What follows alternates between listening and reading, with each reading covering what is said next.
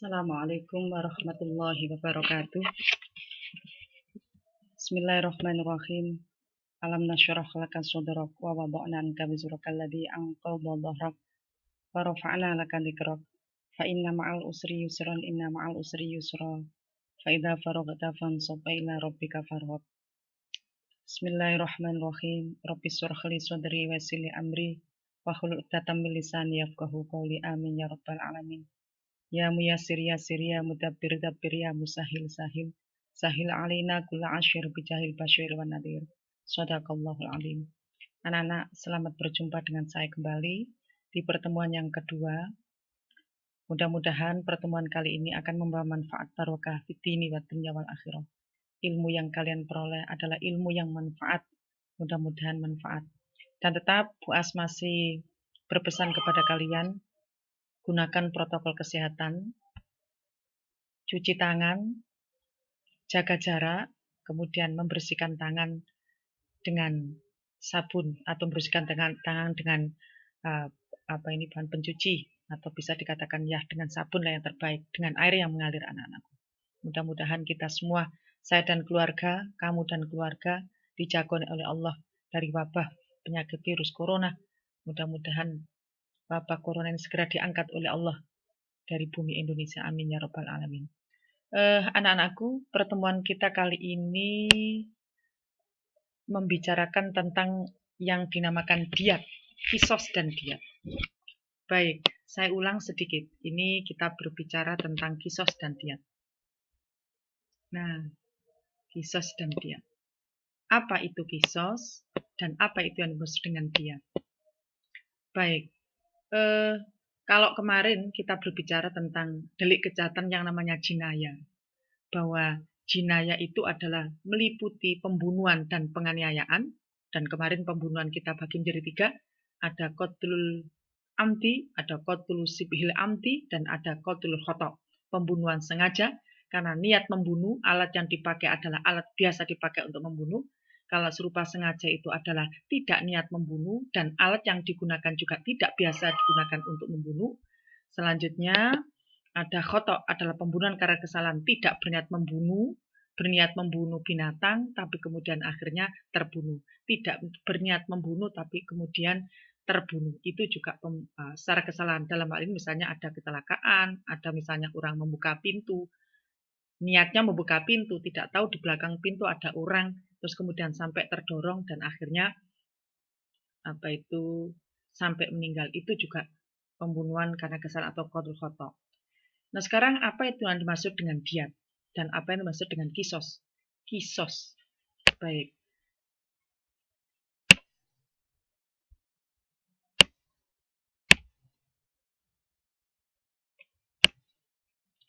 Kisos. Kisos itu berasal dari kata kosos yang artinya memotong. Yang artinya mengikuti perbuatan si penjahat sebagai pembalas atas perbuatannya. Mengikuti. Jadi coba kalian pahami ini.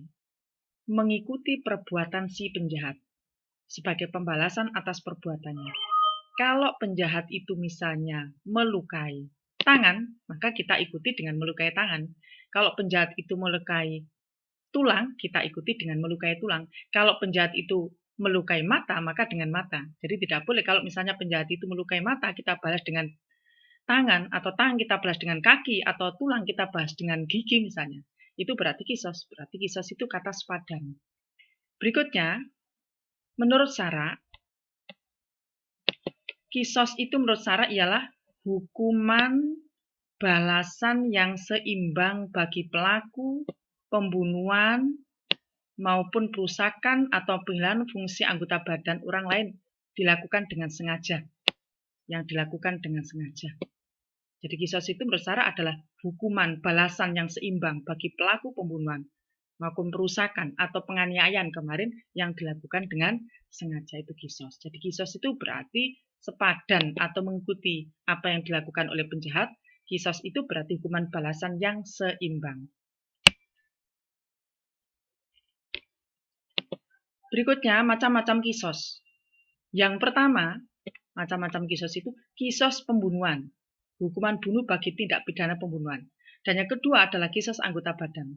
Jadi hukuman sepadan karena dibunuh, berarti dia harus dibunuh.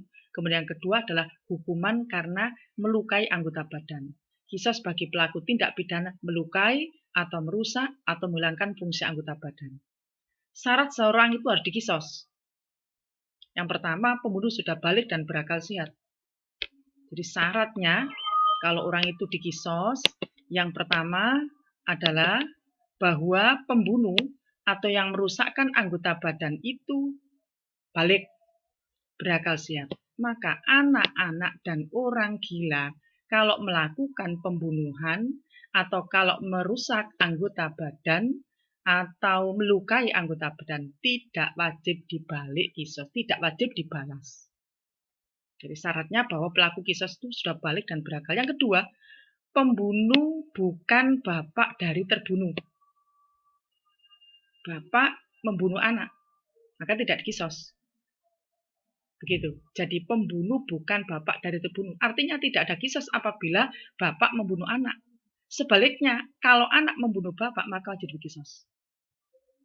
Nah ini perlu digarisbawahi ya anak-anakku. Jadi kalau pembunuh bukan bapak dari bunuh. Jadi kalau pembunuhnya bapak, maka bapak membunuh anak. Anak tidak boleh mengkisos bapak.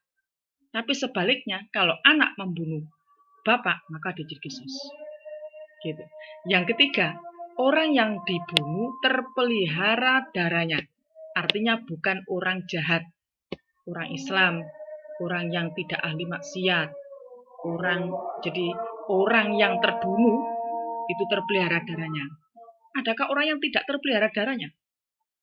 Gini nanti orang-orang dibunuh itu ada orang kafir dan seterusnya nanti di belakang ada. Jadi yang pertama yang perlu kita pelajari adalah orang yang dibunuh terpelihara darahnya. Jadi kalau ada pembunuhan dan orang yang dibunuh itu ada orang-orang baik-baik, orang muslim yang terpelihara darahnya, maka wajib dikisos. Yang keempat, orang yang dibunuh sama derajatnya. Sama derajatnya itu muslim dibalas dengan muslim, orang merdeka dengan orang merdeka, orang budak dengan budak. Tidak bisa orang merdeka membunuh budak terus kemudian dibalik. Kisos orang merdeka tadi tidak bisa. Kisos dilakukan dalam hal yang sama. Misalnya kalau tadi kita kembali kepada asal mula kisos, bahwa kisos itu sepadan mata dengan mata. Hukuman itu harus dilakukan seimbang. Oke, anak-anakku sekarang saya ulang kembali bahwa kisos itu kan seimbang, sepadan, ya itu kisos. Kemudian pembalasan yang seimbang atau sepadan tergantung dari apa yang dilakukan penjahat terhadap kita. Nah, kisos itu dibagi menjadi dua, ada kisos pembunuhan, ada kisos melukai atau merusak atau menghilangkan fungsi anggota badan. Syaratnya kisos, orang itu wajib dibalik kisos atau dibalas dengan sepadan apabila yang melakukan penjahat itu atau apabila yang melakukan pembunuh itu adalah sudah balik dan berakal. Yang kedua, pembunuh itu bukan bapak dari yang terbunuh. Ketiga, pembunuh itu sama derajatnya orang-orang yang terpelihara darahnya. Yang ketiga itu orang yang dibunuh terpelihara darahnya, bukan penjahat. Kemudian yang keempat, orang yang dibunuh itu sama derajatnya. Yang kelima, kisos dilakukan dalam hal yang sama. Tidak boleh kalau kita dilukai mata, kita balik dengan yang lain. Saya kira sudah jelas itu. Kemudian berikutnya anak-anak, hukuman kisos sekarang. Hukuman kisos itu lakukan ada dasarnya. Kemarin sudah saya bacakan insyaallah Quran surat Al-Maidah ayat 45. A'udzubillahi minasyaitonirrajim. Wa katabna 'alaihim fiha anna an-nafsa bin-nafsi wal 'aina bil-'aini wal anfa bil-anfi wal udhuna bil-udhuni was-sinna bis-sin wal juruha qisas. Wa katabna dan diwajibkan 'alaihim atasmu fiha di dalamnya anna nafsa sesungguhnya jiwa dengan jiwa, mata dengan mata, hidung dengan hidung, telinga dengan telinga, gigi dengan gigi, dan luka dengan luka. Luka pun ada kisosnya. Semua yang telah diperintahkan oleh Allah itu ada hikmahnya. Baik, Yang pertama yang perlu kita kaji bersama adalah dengan adanya kisos itu apa hikmah di berlakukannya kisos itu. Yang pertama, bahwa kisos itu membawa sebuah manfaat, dapat memberikan pelajaran bagi kita bahwa keadilan harus ditegakkan.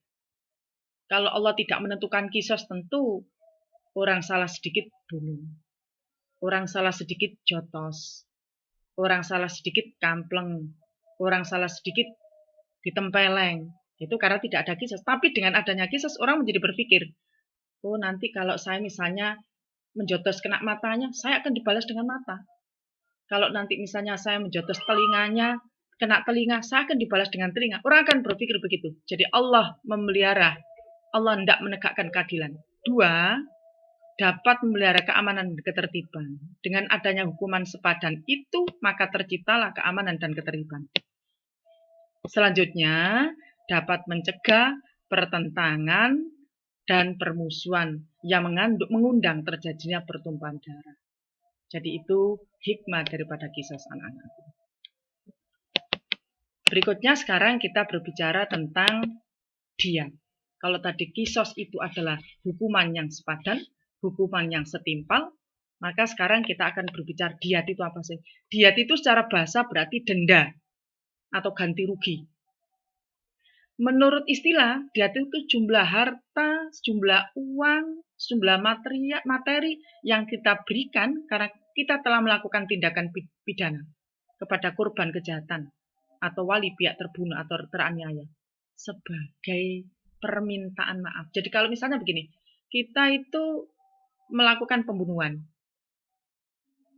keluarga korban memaafkan, bukan berarti terus kemudian kita terlena, sudahlah keluarga korban memaafkan, sudah tidak lapo-lapo. Lah, dengan adanya keluarga korban memaafkan itu berarti alternatif. Kalau keluarga korban, orang kita bunuh, orang sudah terbunuh, keluarga korban sudah maka kalau keluarga korban tidak memaafkan, maka kita dikisos. Kalau keluarga memaafkan, maka kita wajib membayar yang namanya diyat atau denda tadi. Sekarang pertama sebab-sebab ditetapkan diyat. Sebab-sebab ditetapkannya diyat. Yang pertama adalah pembunuhan sengaja. Jadi orang bayar diyat itu karena membunuh sengaja. Bila ahli waris terbunuh memaafkan, maka tidak berlaku kisos. Jadi begini, kalau ada orang membunuh, kemudian keluarga korban tidak memaafkan, berarti dia wajib dikisos bunuh. Tapi kalau ada orang yang membunuh, dalam hal ini membunuh dengan sengaja, dan keluarga korban memaafkan, maka dia wajib bayar diyat sebagai gantinya karena dimaafkan tadi. Yang kedua, sebab ditetapkannya diyat adalah pembunuhan serupa sengaja. Berarti yang bayar diyat itu anak-anak qatlul amdi, qatlus sibhul amdi, dan pembunuhan tersalah. Ketiga pembunuhan itu harus membayar diyat. Kalau untuk yang nomor 2, B dan C, untuk pembunuhan seperti sengaja dan pembunuhan tersalah karena keluarga korban, memaafkan, tidak memaafkan, bayar diyat. Tapi kalau pembunuhan sengaja, kalau keluarga korban tidak maafkan, berarti dia harus dibunuh atau dikisos. Kalau keluarga korban memaafkan, baru bayar diyat. Yang ketiga, yang keempat, orang bayar diyat pelaku pembunuhan lari sebelum dikisos. Jadi misalnya besok akan berlaku kisos, tapi kemudian dia lari. Nah ini pelaku pembunuhan lari sebelum kisos. Maka yang dikenakan diyat adalah anggota keluarga yang ada. Wong pembunuhnya lari. Jadi ada kejadian pembunuhan, kemudian dia dikenai kisos, akan dilaksanakan kisos tapi dia lari, maka dia harus bayar diyat. Siapa yang bayar diyat? Mau dia lari. Maka yang bayar diyat adalah keluarga dari pembunuh tadi. Berikutnya, yang bayar diyat adalah perbuatan melukai anggota tubuh sukar untuk dikisos. Melukai anggota tubuh itu kan kalau mata dikisos dengan mata, kalau telinga dengan telinga. Nah sekarang kalau anggota tubuh yang ada di dalam, misalnya lambung, misalnya ginjal, maka tidak bisa dikisos. Orang melukai ginjal, orang melukai lambung, itu tidak bisa dikisos. Tapi dia harus langsung bayar diyat.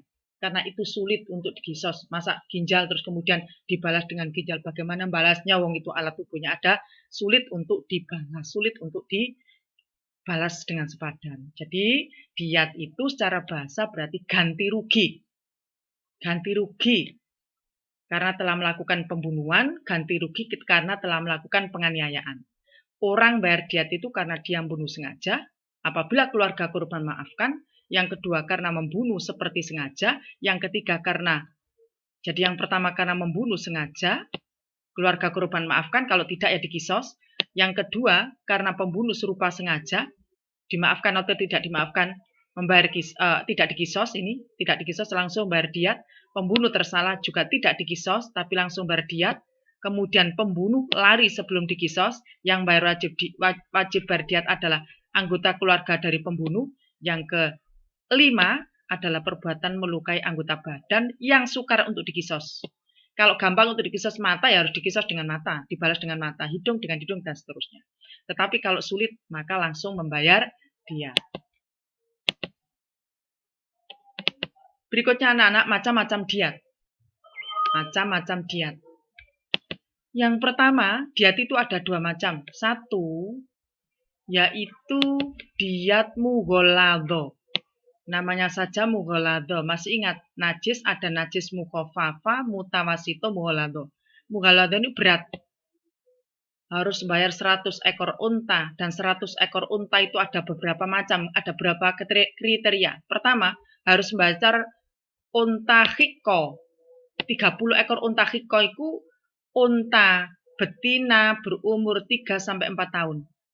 Khiko. Kalau yang kedua, baru 30 ekor jaza'a. Jaza'a itu adalah unta betina umur 4-5.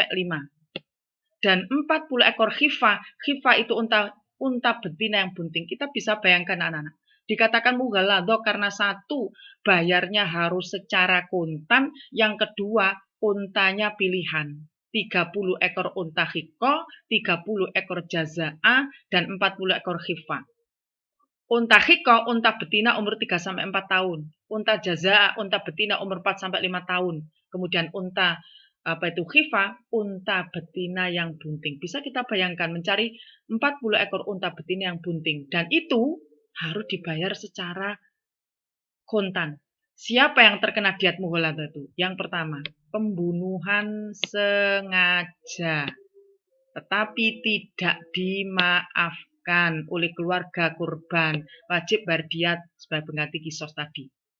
Dibayar secara tunai anak-anakku. Dua, pembunuhan seperti sengaja. Yang pertama tadi adalah pembunuhan sengaja. Yang kedua, pembunuhan seperti sengaja atau sibhul amdi. Sibhil amdi ini tidak ada kisos. Jadi orang yang membunuh serupa sengaja, artinya dia tidak niat membunuh, alat yang dipakai juga tidak biasa dipakai, tidak lazim dipakai membunuh, dia tidak dikisos, tapi langsung kemudian bayar diat mughalladhah. Tetapi ini bisa diangsur selama 3 tahun. Dan tiap tahunnya dibayar sepertiga. Jadi misalnya tahun pertama dia membayar 30 ekor khiko, tahun kedua dia membayar 30 ekor jaza'a, dan tahun ketiga dia membayar 40 ekor khifa. Ini termasuk mughalladhah karena harganya mahal, untanya juga pilihan, tetapi boleh dibayar nyicil selama 3 tahun. Siapa lagi yang kena bayar diat? Yang ketiga, pembunuhan tak sengaja dilaksanakan di tanah haram. Di tanah haram itu di kota Mekah. Orang yang membunuh tidak sengaja, tapi di kota Mekah, maka harus bayar diat mughalladhah. Atau orang yang membunuh dilakukan di bulan-bulan haram. Bulan haram itu ada 4, Dzulqa'dah, Dzulhijjah, Muharram, dan Rajab. Orang yang membunuh di bulan-bulan itu, maka dia harus bayar diat mughalladhah. Selanjutnya, pembunuhan yang tak sengaja terhadap muhrim. Pembunuhan tak sengaja terhadap muhrim, kecuali tadi muhrim itu adalah orang yang masih ada hubungan darah dengan kita. Tapi kecuali orang tua terhadap anak. Jadi kecuali bapak terhadap anak, maka tidak boleh dikisos. Dan juga tidak membayar diat mughalladhah. Jadi tadi macam-macam diat, bahwa diat itu ada 2 macam, ada diat mughalladhah, ada diat mukhaffafa. Diat mughalladhah itu jenisnya ada 100 ekor unta, 30 ekor khiko, 30 ekor jaza'a, 40 ekor khifa. Dan kemudian diat mughalladhah diperuntukkan untuk pembunuh yang sengaja, dibayar secara kontan, pembunuh yang sengaja tapi dimaafkan, Kemudian pembunuhan seperti sengaja, itu tidak ada kisos. Pembunuhan yang tersalah tidak ada kisos. Pembunuhan tidak sengaja tidak ada kisos. Langsung bayar diat, tapi diatnya mughaladzah tetap, tapi bisa diangsur selama 3 tahun. Kemudian pembunuhan yang tidak sengaja di tanah haram, dan pembunuhan yang tidak sengaja di bulan-bulan haram, bulan Dzulhijjah, bulan Dzulqa'dah. Nah, bulan-bulan ini, Dzulqa'dah, Dzulhijjah, Muharram dan Rajab, pembunuhan yang tak sengaja terhadap muhrim. Muhrim ini adalah orang yang masih ada hubungan darah dengan kita. Maka ini juga bayar diat mughaladzah. Berikutnya anak-anak, diat mukhaffafah atau denda ringan. Kenapa dikatakan denda ringan? Dikatakan denda ringan ini karena untanya yang kita bayar tetap 100 ekor unta. Tetap 100 ekor unta. Hanya saja teratas 5 jenis. 20 ekor unta hiko seperti tadi, 20 ekor unta jazaa, ada 20 ekor unta labun. Labun itu unta betina umur lebih dari 2 tahun. Kemudian 20 ekor unta mahot. Mahot itu unta betina berumur lebih dari 1 tahun. Jadi ada 20 unta hiko, 20 unta jazaa, 20 unta labun, 20 unta mahot, dan 20 unta bintalabun. Ini diwajibkan kepada siapa? Mukhaffafah ini ringan. Diwajibkan kepada 1, pembunuhan tak sengaja selain di tanah haram. Di Indonesia, di Malaysia. Nah, pokoknya bukan tanah Mekah. Maka pembunuhan tak sengaja itu di tanah haram. Tidak sengaja loh ya. Yaitu qatlus sibil amdi di tanah selain tanah haram. Yang kedua, orang yang sengaja membuat cacat anggota badan seorang tapi telah dimaafkan. Nah, ini juga membayar diat mukhaffafah. Tergantung nanti apa yang dilukai. Kalau misalnya 1 gigi, ya berarti 5 ekor unta. 2 gigi, ya 5 kali 2, 10 ekor unta. Semua giginya rontok, ya berarti 100 ekor unta. Kemudian yang ketiga adalah diat mukhaffafah diperuntukkan apabila pembunuh atau keluarga pembunuh tidak dapat membayar diat dengan unta atau unta tidak didapat, maka diat dapat diganti dengan uang yang seharga dengan 100 ekor unta. Jadi pertanyaan kalian di angan-angan kalian sudah terjawab. Kalau misalnya tidak ada unta yang tadi betina bunting sebanyak 40, tidak ada yang hiko sebanyak 30, bagaimana? Maka ini untuk pembunuhan kalau pembunuh atau keluarga pembunuh tidak dapat membayar diat sesuai dengan aturan tadi, maka bisa diganti dengan uang seharga 100 ekor unta tersebut.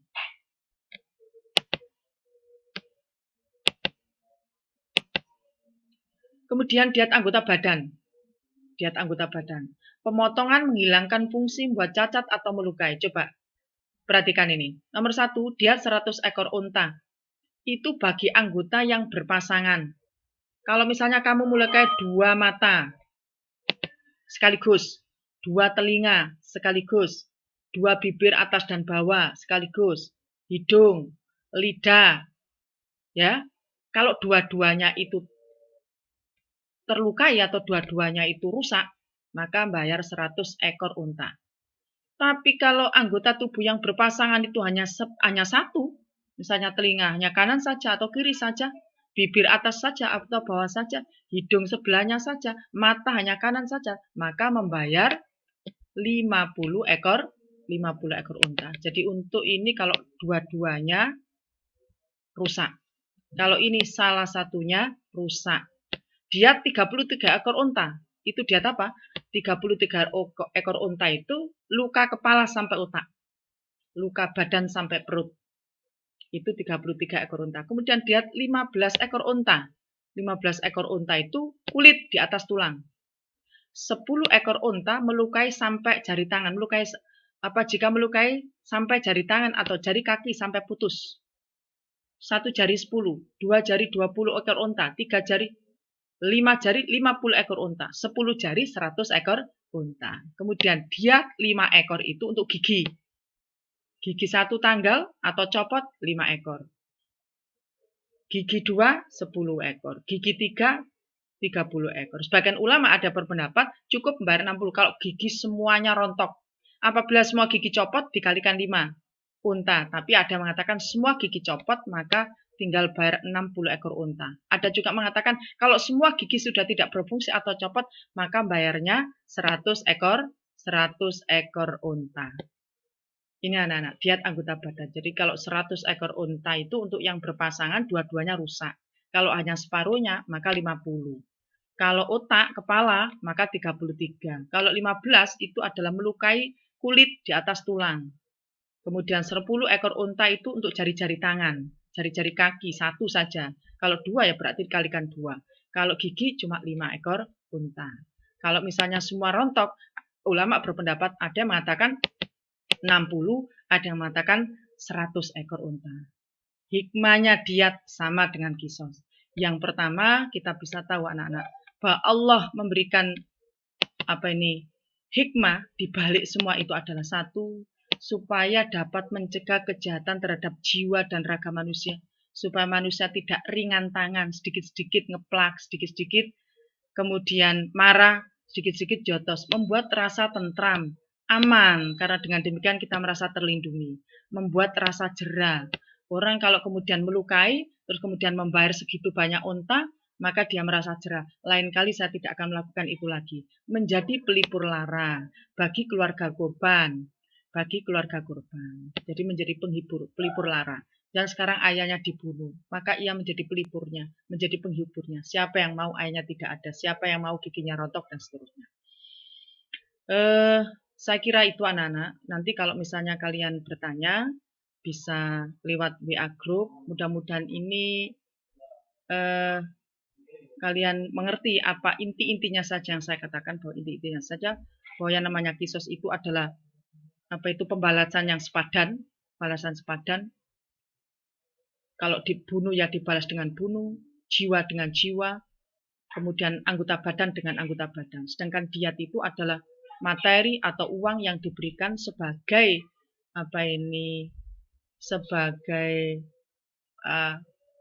maaf, kata maaf kepada keluarga korban. Karena pemberian maaf dari keluarga korban, maka kemudian kita membayar diat. Semuanya itu ada hikmahnya. Demikian apa yang bisa saya sampaikan. Mudah-mudahan manfaat. Dan kalian nanti bisa membaca bahan ajar yang saya berikan di e-learning buka, baik berupa Word atau PPT. Kemudian kalau nanti kalian kurang bisa memahami, atau misalnya ada unek-unek pertanyaan, kalian bisa bertanya di WA Group. Kemudian dibuka di bahan ajar ada evaluasi, karena setiap pertemuan mesti ada evaluasi. Ada 4 atau 5 evaluasi. Dan ingat anak-anak bahwa setiap evaluasi itu pasti saya nilai. Nanti akan saya kumpulkan siapapun wajib hadir dan wajib mengisi evaluasi itu. Demikian yang biasa saya sampaikan. Marilah kita bersama-sama berdoa. Subhanakallahumma wa bihamdik asyhadu an la ilaha illa anta astaghfiruka wa atubu ilaik. Subhanakallah bihamdik asyhadu an la ilaha illa anta astaghfiruka wa atubu ilaik. Subhanakallah wa bihamdik asyhadu an la ilaha illallah asyhadu an la ilaha illa anta astaghfiruka wa atubu ilaik. Wassalamualaikum warahmatullahi wabarakatuh.